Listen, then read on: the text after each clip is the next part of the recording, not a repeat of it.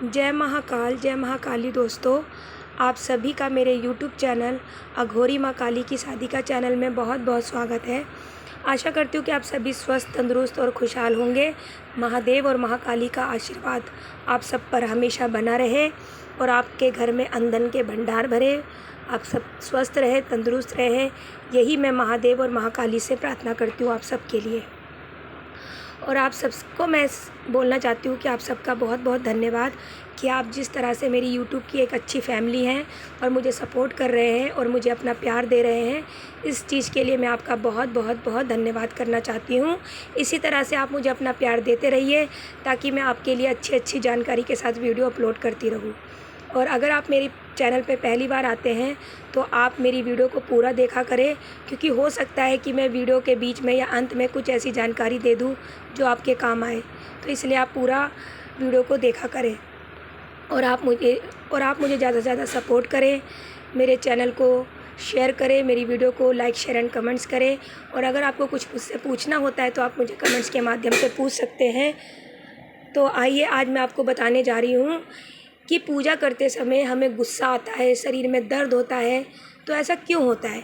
देखिए, जब हम पूजा करने बैठते हैं तो हम पूजा करने लगते हैं तो हमें अचानक से बहुत ज़्यादा हमें गुस्सा आना स्टार्ट हो जाता है, या हमें पूजा के बीच में कोई हमें टोक देता है या हमें कोई आवाज़ दे देता है। जैसे हम पूजा करने बैठे हैं, हमने अभी स्टार्टिंग ही करी है पूजा की, और अचानक से इस बीच अगर आपके दरवाजे पे कोई बेल बजा देता है या आपको कोई आवाज़ दे देता है या आपको कोई कुछ बात कह देता है तो आप एकदम से बहुत ज़्यादा क्रोधित हो जाते हैं, आपको बहुत ज़्यादा गुस्सा आने लगता है।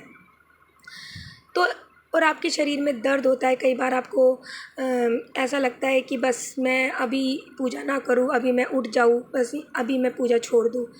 तो ऐसा इसलिए होता है क्योंकि आपके शरीर में जो नेगेटिव एनर्जी होती है वो आपको ऐसा करने से रोकती है, क्योंकि आप एक अच्छी पॉजिटिव एनर्जी अपने शरीर में ला रहे होते हैं। क्योंकि जब आप किसी अच्छे कार्य को करते हैं तो आपके साथ अच्छी एनर्जी जुड़ने लगती है।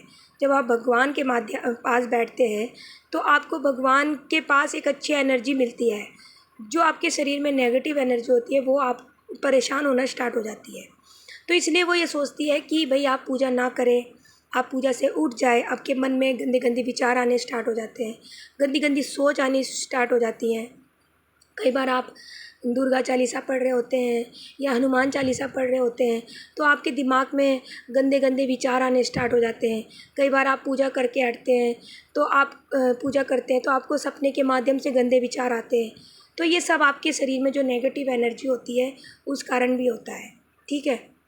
और एक ये इस कारण भी होता है कि जो हमारी कुंडली के जब हमारी जो कुंडली के आगे जब कुंडली हमारी जागृत होनी स्टार्ट हो जाती है तो उस कारण भी होता है, क्योंकि जो एनर्जी हमारी कुंडली से ऊपर आने स्टार्ट होती है, जब जो भी ऑरा होता है, जो कुंडली के आसपास जो हमारे अंदर जो भी गंदे विचार होते हैं वो सब स्टार्ट होते हैं एक्टिव होने।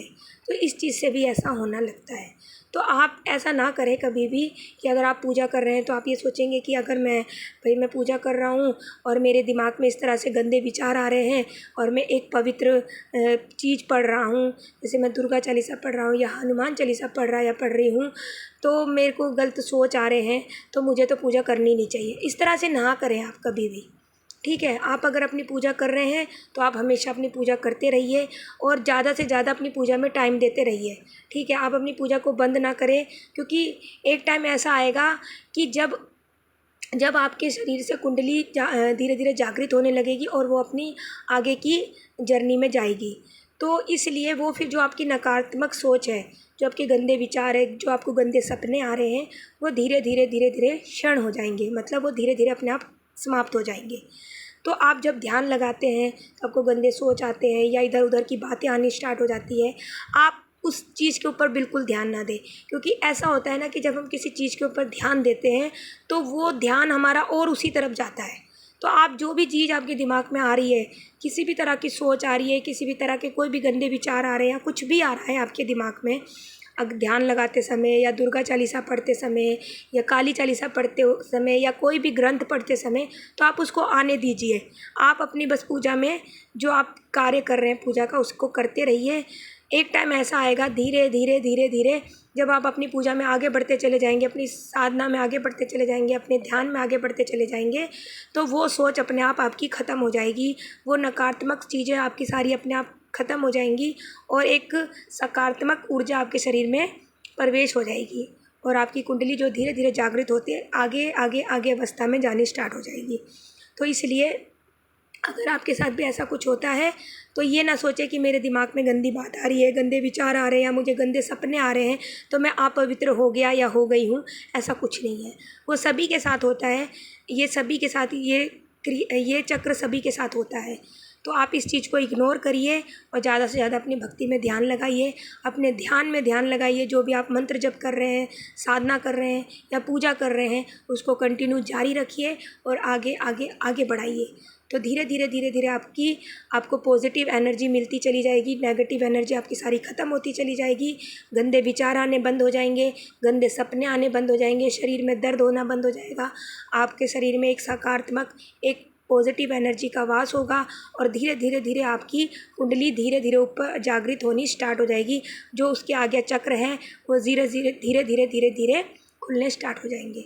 तो आशा है कि आपको मेरी बताई हुई जानकारी अच्छी लगी और आप ज़्यादा से ज़्यादा मेरी वीडियो को लाइक, शेयर एंड मुझे कमेंट्स करेंगे।